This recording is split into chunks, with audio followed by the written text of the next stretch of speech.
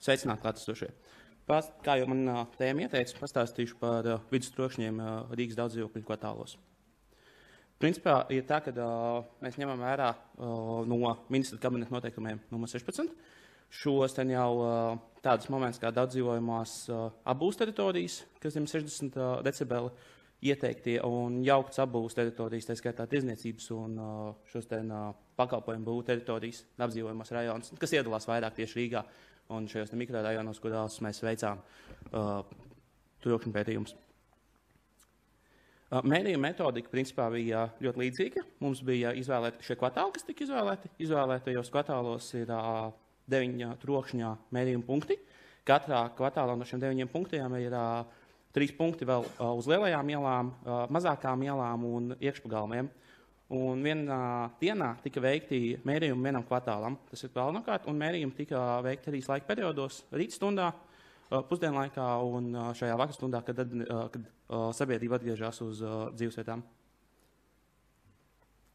Jau tālāk apskatot, piemēram, šeit ir salikti visi šie vidustrokšņu dati apkopoti, un varam redzēt šo diapazonu, piemēram, mēs varam redzēt, ka šajā centrā ir visplašākais februāra augustā ir visplašākais diapazons tieši centra rajonā, un gan Purvciemā, gan Juglā šis trokšņu diapazons ir visplašākais. Savukārt, piemēram, mēs varam redzēt, ka no Imantā mums ir samērā mazs diapazons, piemēram, mums tikai no 46 līdz 63 decibeliem šis viss apjoms. Šeit tiek iekļauts šajā grafikā, ko jūs redzat, ir iekļauti gan lielās ielas, gan tās mazās ielas, gan pagalmi. Tas ir visas diapazons, ko jūs redzat.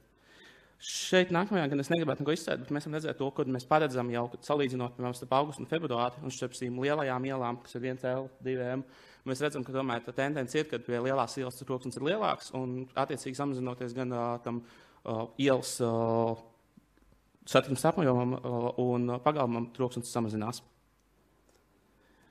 Pie vidas troksnis par lielajām ielām, piemēram, mēs skatāmies centrā, kas ir Brīvības iela, salīdzinot starp augustu un februāru mērījumiem, kas mums arī bija, ir tā, ka šeit apjoms, šeit tomēr varam redzēt, ka ir decibeliem, 5 decibeli starpība ir starp augustu. To mēs varētu skaidrot, kad augustā, pirmkārt, gan mums ir lapas, it kā kas ir mums, bet februārī nav, bet tomēr mums augustā jāsaprot, ka cilvēki iespējams pārvietojās vairāk, ir vairāk atvaļinājumu, lielāka aktivitāte.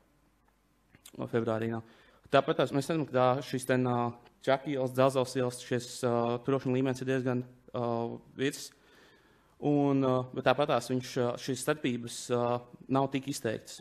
Runājot, piemēram, par klusākajiem mikrorajonu pagalmiem, mēs varam teikt, piemēram, Dzelzavas šajā pie Purvciemā, abās Dzelzavas ielās ir ļoti, šī starpība nav tik liela, tas ir no 1 decibels, principā mēs redzam tikai izmaiņu.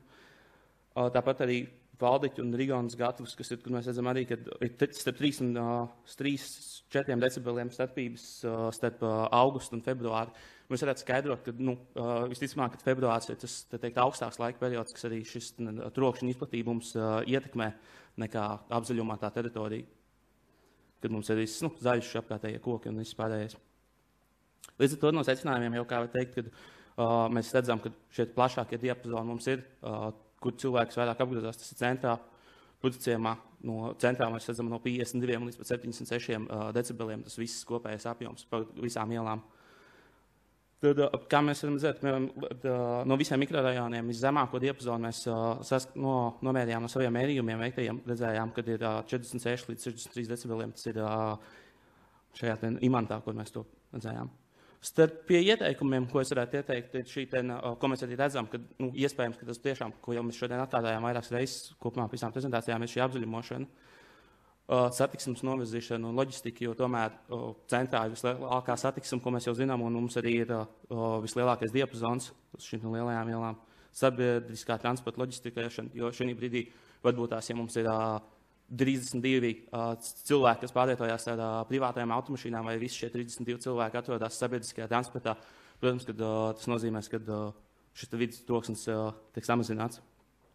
Trokšņa sienu uzstādīšana, tas nav domāts, ka mēs tagad centrā uzstādīsim trokšņa sienas, tas ir iet tur, kur tas ir iespējams, uz apceļiem vai pie šiem uz mikrorajonu ceļiem, kas dodās uz šajā virzienā. Akustiskās tīklojuma izvietošana, kas ir jau Rietumē Eiropā jau saskārušies cilvēki, kad šajās ēkās, kas iet gar galvenajām ielām, lielākajām, kad šīs ēkās tiek ielikts stīkli, kuri akustiski novirza skaņu. Protams, viņi ir dārgi, un līdz ar to tur būtu jārunā jau par valsts kaut kādu līdzfinansēšanu vai projektu piesaisti, lai tādas varētu veikt. Tas ir viss. Paldies par uzmanību.